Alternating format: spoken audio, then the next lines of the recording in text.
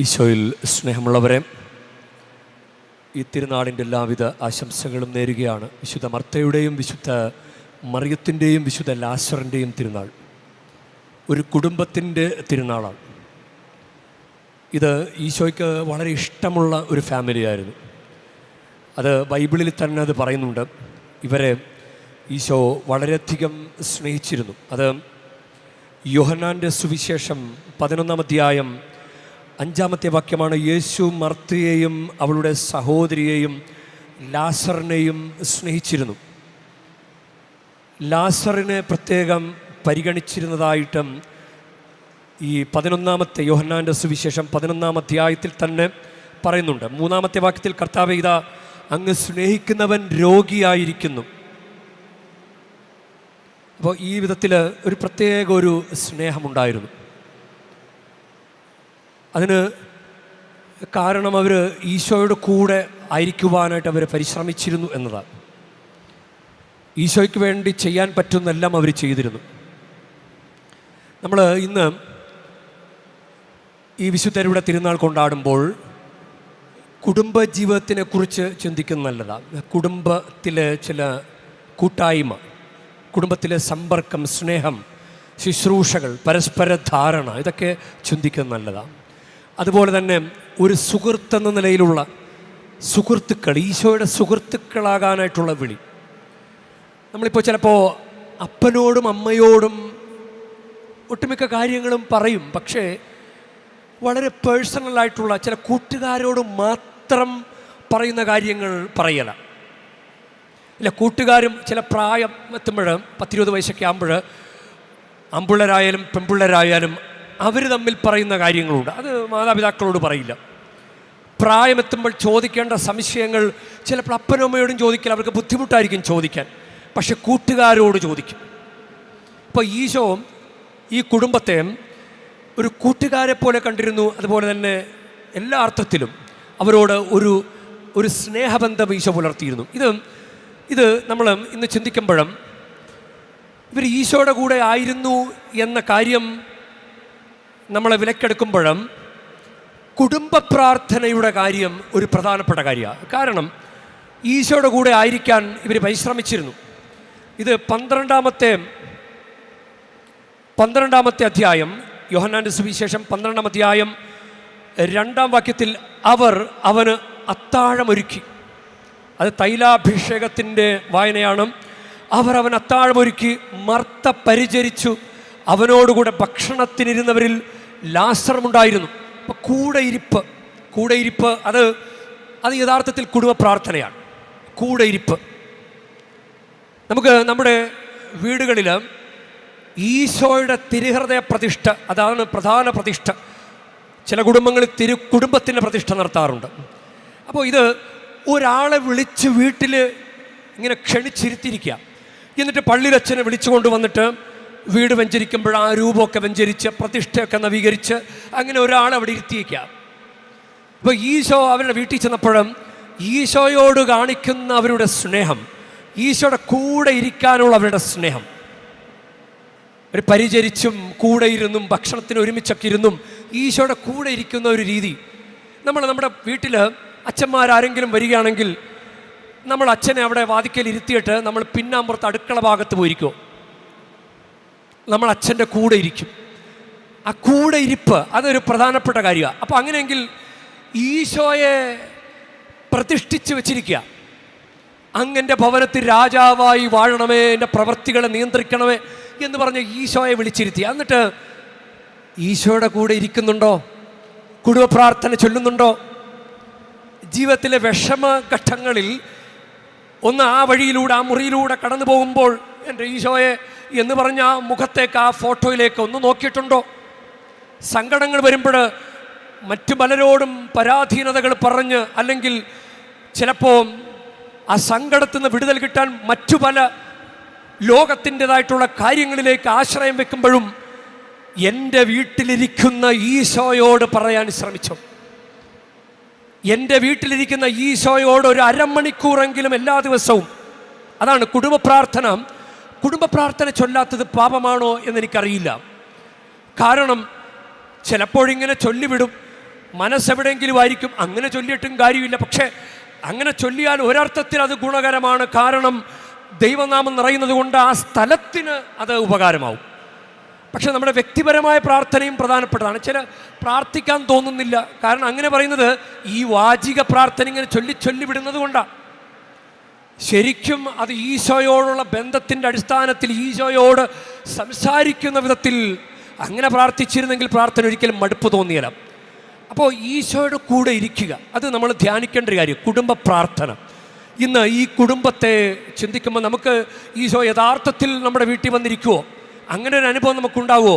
അപ്പോൾ നമ്മുടെ വീട്ടിൽ പുരോഹിതനാൽ വെഞ്ചരിക്കപ്പെട്ട് അങ്ങനെ ഈശോ യഥാർത്ഥത്തിൽ വന്ന് നിൽക്കുന്നത് പോലെ കണ്ട് നമ്മൾ ബഹുമാനിക്കുന്ന ആ രൂപത്തിൻ്റെ മുമ്പിലിരുന്ന് പ്രാർത്ഥിക്കുന്നത്. ചില കുടുംബങ്ങളിൽ പുതിയ വീടൊക്കെ പണിയുമ്പോൾ അല്ലെങ്കിൽ അങ്ങനെ ആ പഴയ ഫോട്ടോ ഒന്ന് എടുത്ത് മാറ്റിയല്ല. കാരണം അതിനൊരു പ്രാധാന്യമുണ്ട്. അത് അപ്പൻ വാങ്ങിച്ചു വെച്ച രൂപമാണ്. അവിടെ കുറെ പ്രാർത്ഥനകൾ നിലനിൽക്കുന്ന രൂപമാണ്. പ്രാർത്ഥന കിട്ടി അനുഗ്രഹം പ്രാപിച്ച രൂപമാണ്. അതുകൊണ്ട് ആ രൂപം എനിക്ക് വിട്ടുകളയാൻ പറ്റുകയില്ല. അതാണ് ഈശോയുടെ ഒരു യഥാർത്ഥ സാന്നിധ്യം പോലെ തോന്നുന്ന രൂപമാണ് നമ്മുടെ കുടുംബത്തിൻ്റെ രൂപം. പ്രാർത്ഥിച്ച് ആ രൂപങ്ങളെ അഭിഷേകമുള്ളതാക്കി മാറ്റേണ്ടത് നമ്മുടെ കടമയാണ്. ഇല്ല, ചില പള്ളികളിൽ അങ്ങനെ രൂപങ്ങളെങ്ങനെ വിശുദ്ധമാകുന്നത് എന്തുകൊണ്ടാണ്? ഇവിടെ വേളാങ്കണ്ണി മാതാവിൻ്റെ പ്രധാന ബസലിക്കയിൽ മാതാവിൻ്റെ അത്ഭുത തിരുസ്വരൂപം എന്തുകൊണ്ടാണ് വിശുദ്ധമാക്കപ്പെട്ടിരിക്കുന്നത്? ചേർത്തല തങ്കിപ്പള്ളിയിലെ കർത്താവിൻ്റെ അത്ഭുത രൂപം എന്തുകൊണ്ടാണ് വിശുദ്ധ രൂപമായിട്ട് മാറിയിരിക്കുന്നത്? അത് അവിടെ പ്രാർത്ഥിച്ച് രൂപത്തിലേക്ക് വലിയ അനുഗ്രഹം വന്നിരിക്കുക. പിന്നെ ആരെങ്കിലും അതിന് മുമ്പിലേക്ക് ചെല്ലുമ്പോൾ കുറച്ച് പ്രാർത്ഥിക്കാത്ത ആളുകൾക്ക് പോലും ആ പ്രാർത്ഥനയുടെ ഒരു ചൈതന്യം ഇങ്ങനെ ബുമറാങ് പോലെ തിരിച്ചു വരും.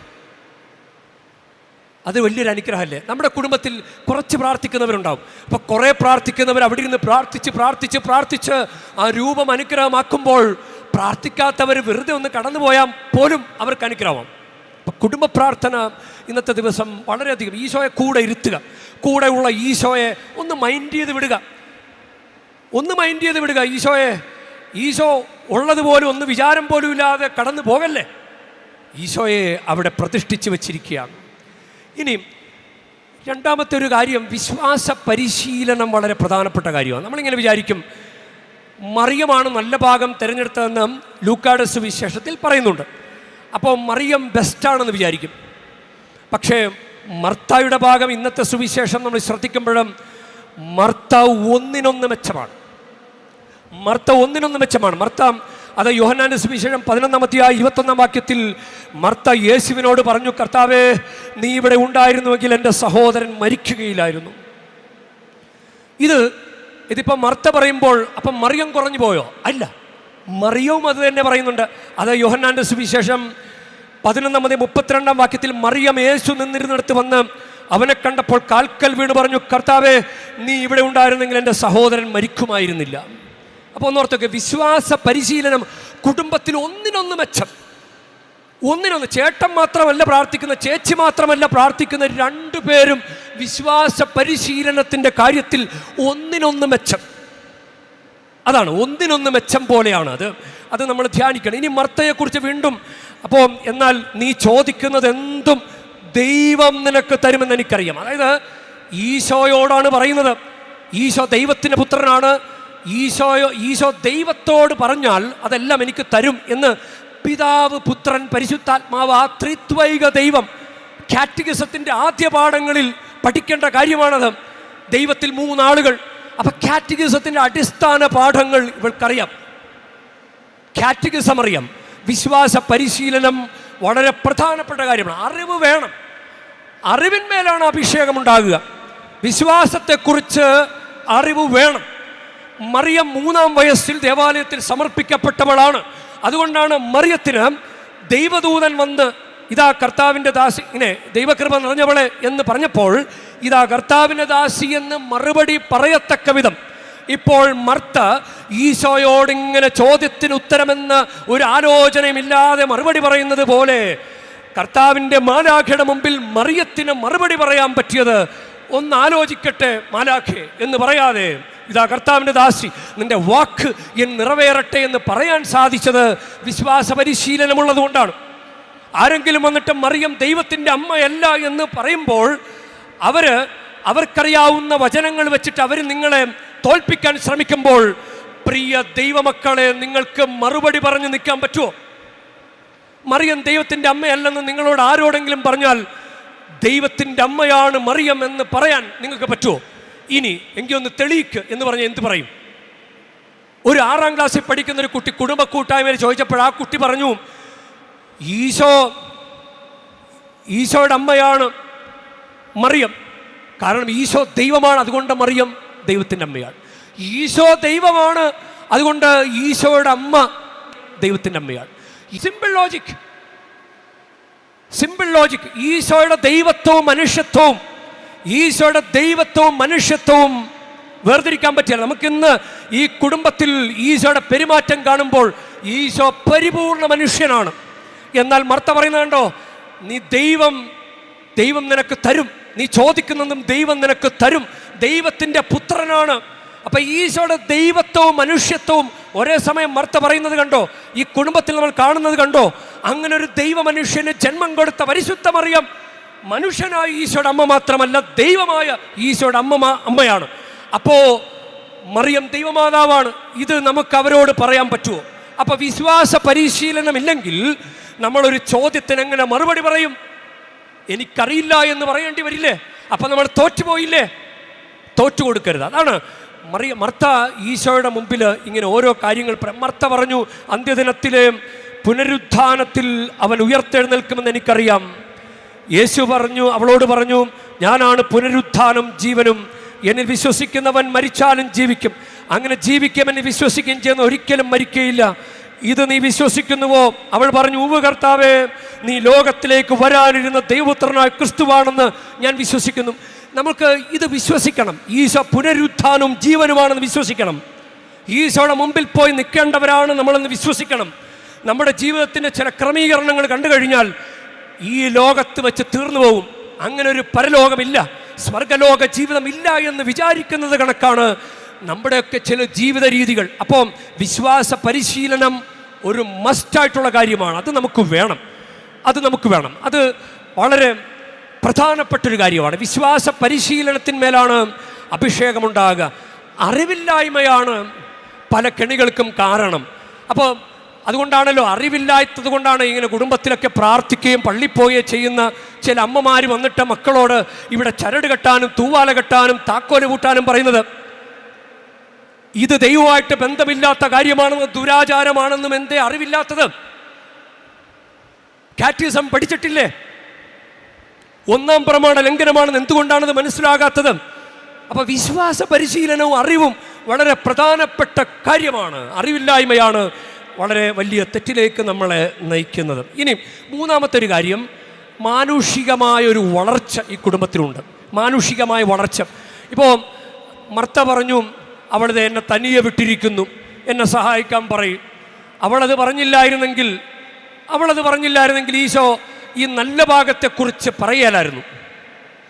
ഇനി മർത്ത വേറൊരു കാര്യം കൂടി പറയുന്നുണ്ട്. മർത്ത അത് 11-ാമത്തെ അധ്യായം, യോഹന്നാൻ്റെ സുവിശേഷം 11-ാമത്തെ അധ്യായം 39-ാമത്തെ വാക്യത്തിൽ ഇത്രയും വിശ്വാസ പരിശീലനത്തിൻ്റെ ചില കാര്യങ്ങൾ വളരെ ബോധ്യത്തോടെ പറഞ്ഞ മർത്ത ഒരു തെറ്റ് പറയുന്നുണ്ട്. യേശു പറഞ്ഞു, ആ കല്ലെടുത്ത് മാറ്റുവിൻ. മരിച്ചയാളുടെ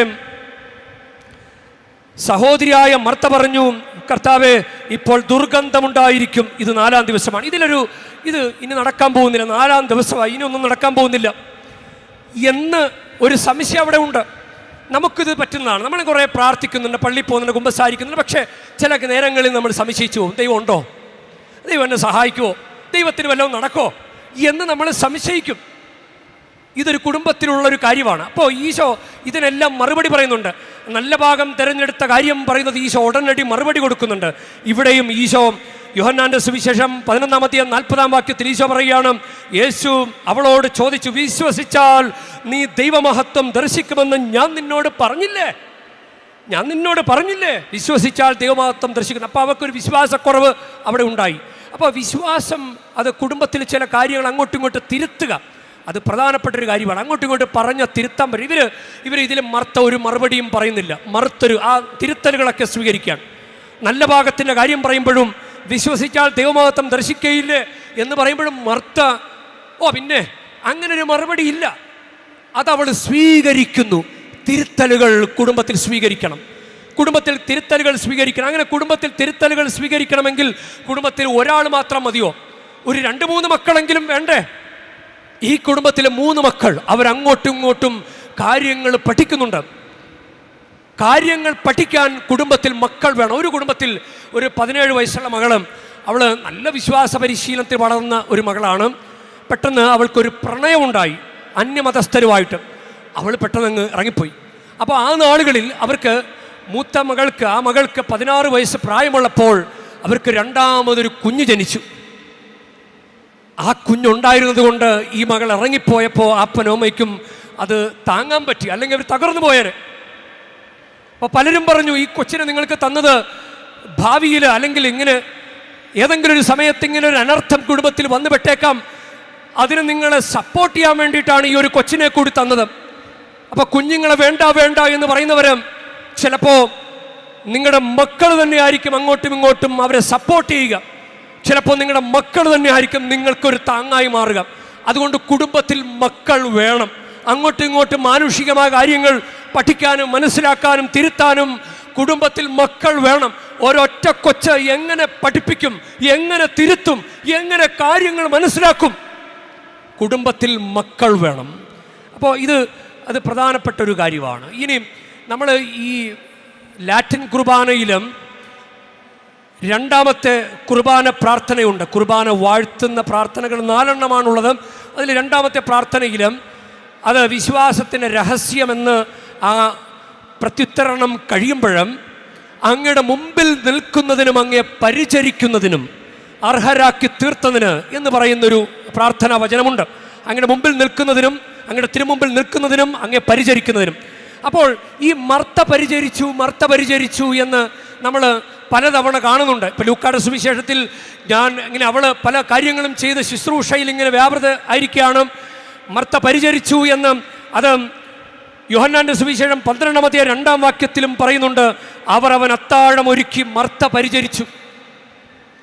എന്നാൽ അപ്പം മറിയം ഒന്നും ചെയ്തില്ല. മറിയം വെറുതെ ഇരിപ്പായിരുന്നോ? മറിയം വളരെ ബെസ്റ്റായിട്ടുള്ളൊരു കാര്യം ചെയ്തിട്ടുണ്ട്. അത് 12-ാമത്തെ അധ്യായം യോഹന്നാൻ 12:3 മറിയം വിലയേറിയതും ശുദ്ധവുമായൊരു കുപ്പി നാർദിൻ സുഗന്ധതൈലമെടുത്ത് യേശുവിൻ്റെ പാദങ്ങളിൽ പൂശുകയും തൻ്റെ തലമുടി കൊണ്ട് അവൻ്റെ പാദങ്ങൾ തുടയ്ക്കുകയും ചെയ്തു. തൈലത്തിൻ്റെ പരിമളം കൊണ്ട് വീട് നിറഞ്ഞു. ഒന്ന് ഓർത്ത് നോക്കിയേ, ഇത് യൂദാസ് കറിയോത്ത അതിനെക്കുറിച്ച് പിറുപിറുക്കുന്നുണ്ട്. അപ്പം ഈശോ പറഞ്ഞു, അവളെ തടയണ്ട, എൻ്റെ ശവസംസ്കാര ദിനത്തിനായി ഇത് ചെയ്തുവെന്ന് കരുതിക്കൊള്ളട്ടെ. അപ്പോൾ ഇത്രയും പരിചരണത്തിൻ്റെ കാര്യത്തിലും വിശ്വാസ പരിശീലനത്തിൻ്റെ കാര്യത്തിലും മർത്തയും മറിയവും ഒന്നിനൊന്ന് മെച്ചമായിട്ട് കിടപിടിച്ച് നിൽക്കുകയാണ്. അതുപോലെ വളരാൻ നമുക്ക് സാധിക്കട്ടെ. നമ്മളെ ചേർത്ത് പിടിക്കുന്നത് നമ്മുടെ കുടുംബത്തിലെ പ്രാർത്ഥന തന്നെയാണ്, കുടുംബത്തിലെ ഈശോയുടെ സാന്നിധ്യം തന്നെയാണ്. ഇവരെ 3 പേരെയും ചേർത്ത് പിടിച്ചത് ഈശോയുടെ സാന്നിധ്യമാണ്. എവിടെയൊക്കെ മരണപ്പെട്ടു പോയ ബന്ധങ്ങളിൽ മരണപ്പെട്ടു പോയവരുണ്ടാകാം. എവിടെയെങ്കിലുമൊക്കെ കുറേ നാളുകളായിട്ട് മിണ്ടിയിട്ടില്ലാത്തവരുണ്ടാകാം. 4 ദിവസമായിട്ട് ഇയാൾ ഇല്ല, അവിടെ ജീവനില്ല. അങ്ങനെ ജീവനില്ലാതെ ജീവിക്കുന്നവർ കുടുംബത്തിലുണ്ടാകും. പക്ഷേ ഈശോയുടെ സാന്നിധ്യം ജീവൻ വെപ്പിക്കും. ഈശോയുടെ സാന്നിധ്യം നമ്മളെ ഉയർപ്പിക്കും. ഈശോയുടെ സാന്നിധ്യം നമ്മളെ സഹായിക്കും. അപ്പം അതുകൊണ്ട് നമുക്ക് ഈശോയെ കൂടെ ഇരുത്തുക. ഈശോ കൂടെയുള്ള നമ്മുടെ ഈശോയുടെ പ്രതിഷ്ഠയെ ഒക്കെ നമുക്ക് നിസ്സാരമായിട്ട് കരുതാതെ അതിനൊക്കെ നമുക്ക് വിലമതിക്കാം. ഞങ്ങളെ ഒരു കോട്ടക്കുള്ളിൽ എന്ന പോലെ ഇവരെ അങ്ങ് പൊതിഞ്ഞു പിടിച്ചതുപോലെ ഞങ്ങളെയും പൊതിഞ്ഞു പിടിക്കണമേ. ഒരു കോട്ടക്കുള്ളിലെന്ന പോലെ നിൻ തിരുഹൃദയത്തിനുള്ളിൽ സ്വർഗീയമാ സംരക്ഷണം യേശുവേ നീ എനിക്കേകണമേ. ഒരു കോട്ടയ്ക്കുള്ളിലെന്ന പോലെ നിൻ തിരുഹൃദയത്തിനുള്ളിൽ സ്വർഗീയമാം സംരക്ഷണം യേശുവേ എനിക്കേകണമേ. ഒരു കോട്ടയ്ക്കുള്ളിലെന്ന പോലെ നിൻ തിരുഹൃദയത്തിനുള്ളിൽ സ്വർഗീയമാം സംരക്ഷണം യേശുവേ എനിക്കേകണമേ. ആമേൻ.